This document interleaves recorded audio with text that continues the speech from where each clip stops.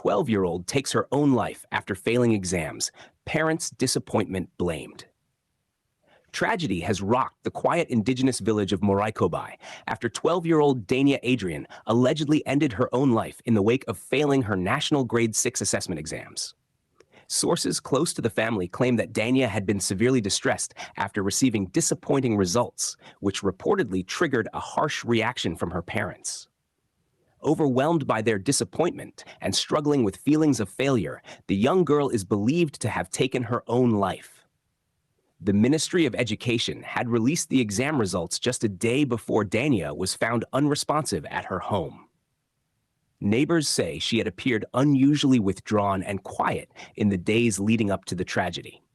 Police are actively investigating the circumstances surrounding the incident. A post-mortem examination will be conducted to confirm the cause of death. Community leaders and mental health advocates are calling for urgent action, warning that this heartbreaking case is a wake-up call about the mounting emotional pressure children are facing, especially in remote communities with little to no mental health support. This is beyond devastating, one villager said. No child should ever feel like failure is the end. This is really a sad situation. Really sad, sad, sad, sad. My condolences go out to the family. But we gotta we gotta start pouring into our children more, you know?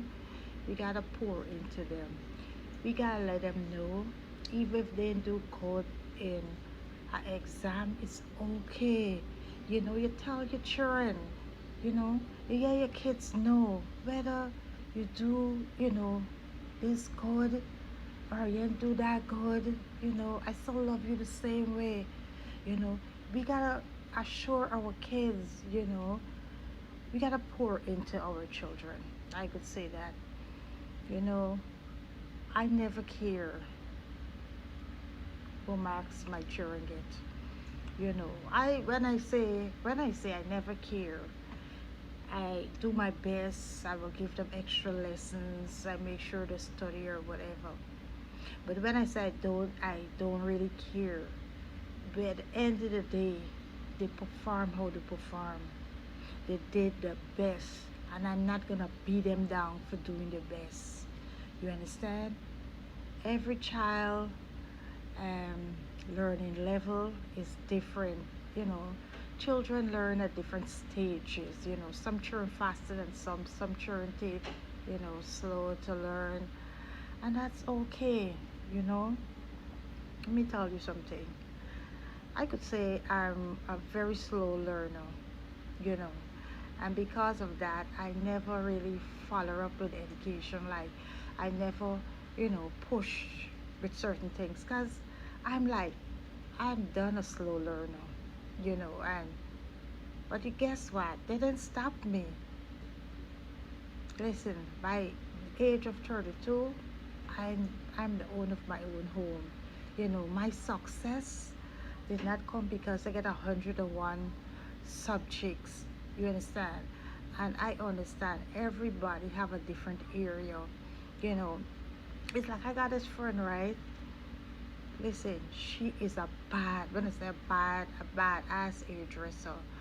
Shout out to Shauna. And when Shauna told me, she never went to a hairdressing school or whatever you call it, you know. I mean, we get so much fancy names now. But back my days, we used to call it hairdressing school. She never went to a hairdressing school.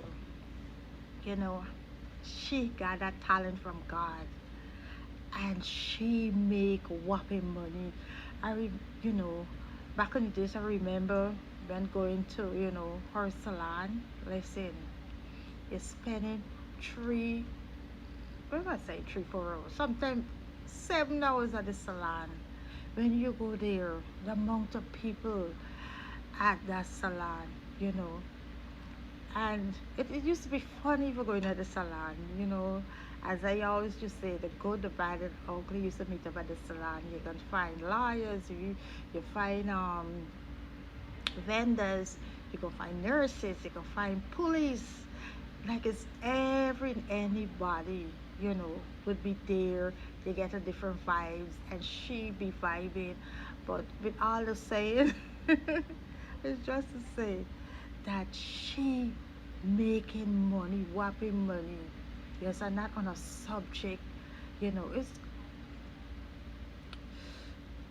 what I'm trying to say as a parent with all this is that that don't define you if your child and got this pass marks. Stop pressuring our children. If they do good, we disappointed in them. No, we're not supposed to tell our kids we disappointed in them. You know, no, we gotta love our kids. Everybody is different. Everybody can be doctor, everybody can be liar and whatever, but that doesn't make you like you're not gonna succeed in this life. You're not gonna get things in this life. They don't stop because God grant each and one of us our own gift. Those people gotta understand. A child ability can go beyond what they're able to do. You understand? Every child is different, and that is what we gotta understand as parents. And I always, I could tell you, a little, I just gotta tell a little story. But I could say this. I remember as, when I was in childbearing stage, my doctor used to be Dr. Gobin. And also I gotta say God rest his soul too, because he's passed. Anywho. And and I remember, I used to say everybody always at Dr. Gobin office. Everybody there at the clinic. Everybody wanted, be there. You would sit there and so on. And yet when you go into that office, he treats you like you're the only patient. And the thing what beat me is like when you walk in there, he would say, "Hi, Miss McAllister, how are you today?" And then you feel that connection with him, like, "Oh my God, you remember me," and and you feel that way. But I peep his card, and that card that I peep take me through life to deal with my children. So it's like one day I had to get examination and so it did, I went step to the back or whatever, but I wasn't quite like in the room as yet. So I noticed, to call another patient, and then I look at him and I saw him pick up the other patient chart and read it. You understand, to give him that knowledge. So when he read that chart and that patient come in,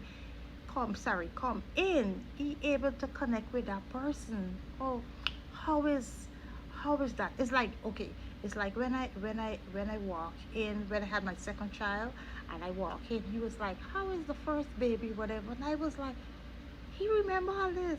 But then I get a grip, right? It's like you read it, your chart. So when you come in, he able to relate to you. So now he gave you that feelings, he remember you. I mean, he can't really remember you, right? There's thousands of people he's seeing a day. But because he did that, you read the chart before you enter see, then he connect with you. So you get the sense, this is my doctor, this is my one-on-one doctor. You understand? You get that sense. And let me tell you, I take that, I take that into raising my children. And let me tell you something. I deal with each child differently. You know what? If one child come to me and say, I need this for school, right? Right into a rock and next child comes, I need this for school. Guess what? I'm not gonna say, oh, I just give your brother, just give your sister. I deal with this child like this is the only child. You understand? This is a child I'm dealing with because this is the individual I'm dealing with in front of me right now. I don't say, oh, your brother this or your sister. I just give. Oh, last week I give your sister this or today I had to give your brother this or no, you come in. No, I deal with that child like this is the only child I had to deal with. You know what I'm saying? So I deal with each child like that because I take that learning and take it into raising my children, so my children never feel away. Oh God, if I go to mommy can say this because this one just go on whatever. No, yes sir. If I can't deal with it at the time because I just deal with one child, I don't yet they feel no way. I say, okay, when you gotta get this and whatever, And then I try to get at, but I don't let them feel away. Oh, I just give your brother this, or I just give your sister this. I can't give you this. So, it's a really sad situation, and we gotta stop really and truly pressuring our children. They gotta get a certain marks, and I think this whole thing now with this thing, yeah, everybody should celebrate the children's success or whatever, but you should not be pressuring your children because this body child get this or this, and you want to see the best, you know, for your child. Yes, we do. I should say we all want the best for our children, but we gotta be careful, and pour into our children. Pour into our children. Let our children know it's okay. Let them know it's okay. You did your best. But if it's okay, baby, I love you. You did your best, and I'm proud of you. Oh my God! But